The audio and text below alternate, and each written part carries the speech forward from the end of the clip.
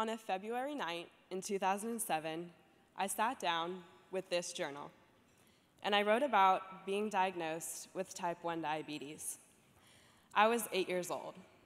My words weren't eloquent, but they were honest, written by a child full of fear. Those words describe the process of taking insulin and pricking my finger, and how scary it was to take shots every day.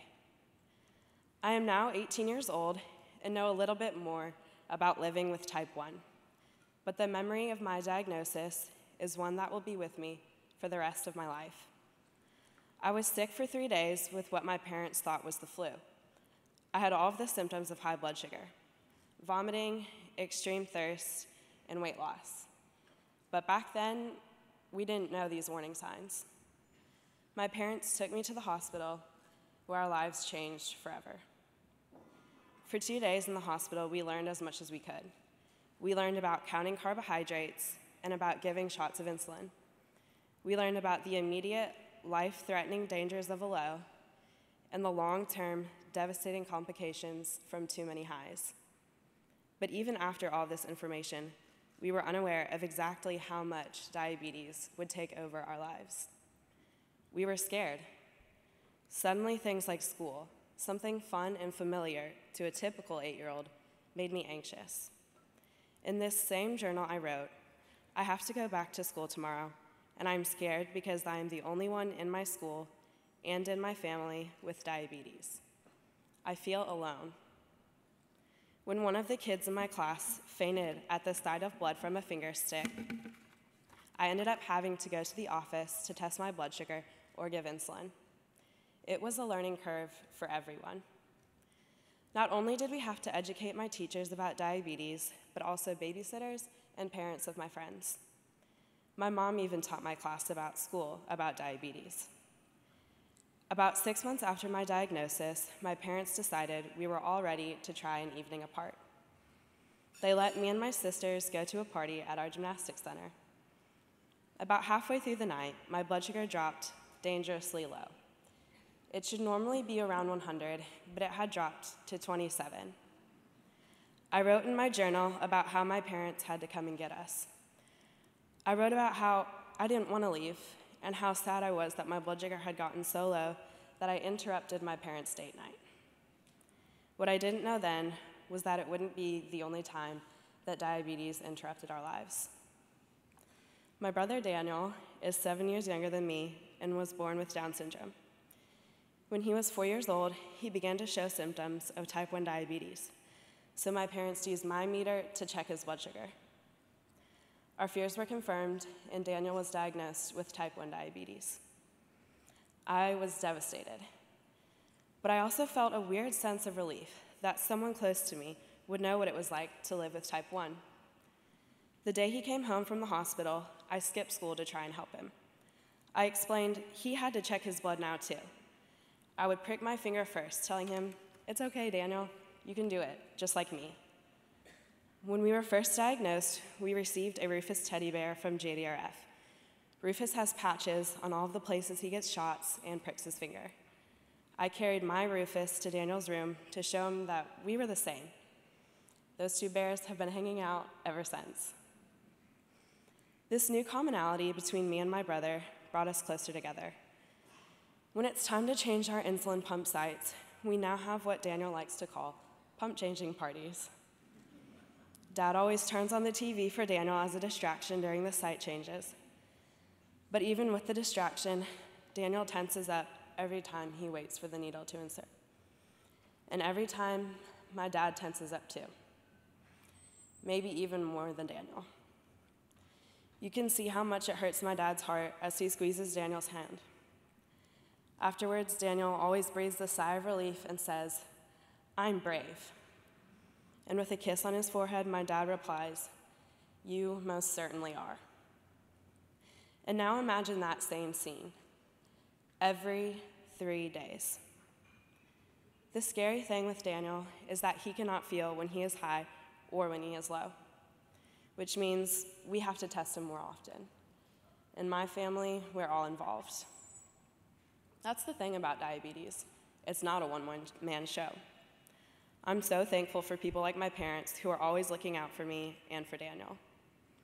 After living with diabetes for more than a decade, I'm quick to think that I don't need anyone's help and that I've got it all under control. But in January, I traveled to Australia for 3 weeks for an internship. Before leaving, we prepared a special carry-on for all of my diabetes supplies. While there, I had an afternoon of constant low blood sugars. Heading to bed, I was nervous. I wanted to test in the middle of the night as a precaution, but I was scared that I wouldn't wake to my alarm. If I had been at home, I would have asked my parents to test me when they tested Daniel in the middle of the night. As I set the alarm to wake me up at 2 a.m., I was so grateful at the realization of not being alone in this fight. I have always had friends and family there to help me, and in this moment, half a world away, I realized just what an impact they've had on my life and my safety. As I leave for college in the fall, 2,000 miles away from home, these middle-of-the-night checks will become my responsibility. I will have to educate new friends about diabetes and explain why I wear this weird pod on my arm. Even though it keeps me alive, this insulin pump sometimes embarrasses me to the point where I don't even want to wear it. Last year, I was nominated to the homecoming court at my school. I was honored and so excited to be on the court and wanted to make sure that I had the perfect dress to wear that night. I was thrilled when I found the right one, but the problem was that there was nowhere to hide my pump. It stuck out under my dress, and I didn't want everyone to see it, especially in pictures. I decided not to wear it and just take an insulin shot instead. Halftime came, and I could not believe my ears when I heard my name announced over the speakers as homecoming queen.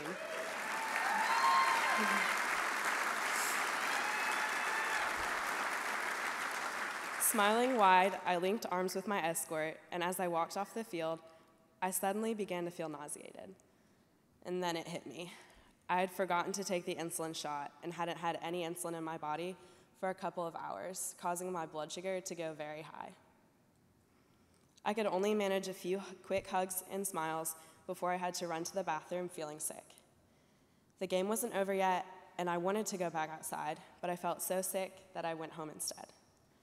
I was so angry that diabetes had crept in and stolen that moment from me. Living with type 1, things just become a routine, and sometimes we forget. It's just not something that can be done alone. That's why I love participating in JDRF events. This past October, I completed my 3rd JDRF ride. And this time, I was determined to finish the full 100-mile Century route with my dad. At the 75-mile rest stop, I wanted to quit. But that's when every rider there encouraged me to keep going. The team offered to let me draft at the back and ride at whatever pace I needed.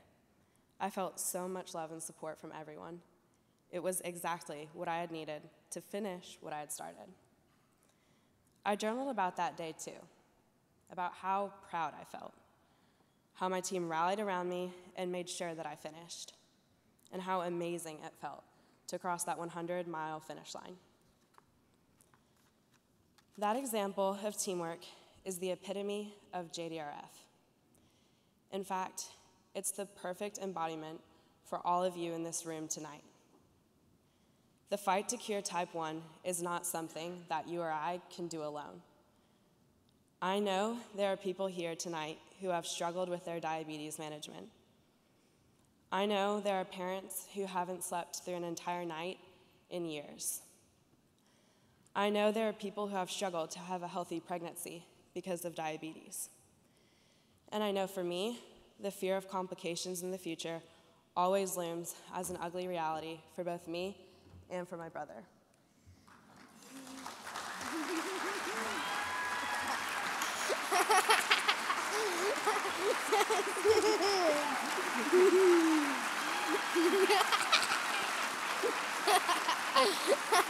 I love my baby.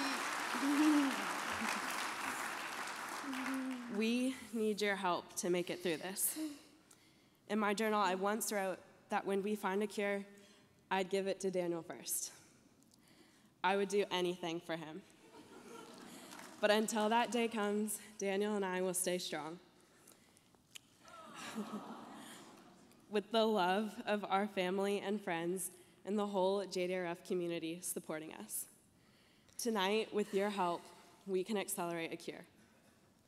Please give generously. For me, for Daniel, for all of us. Thank you.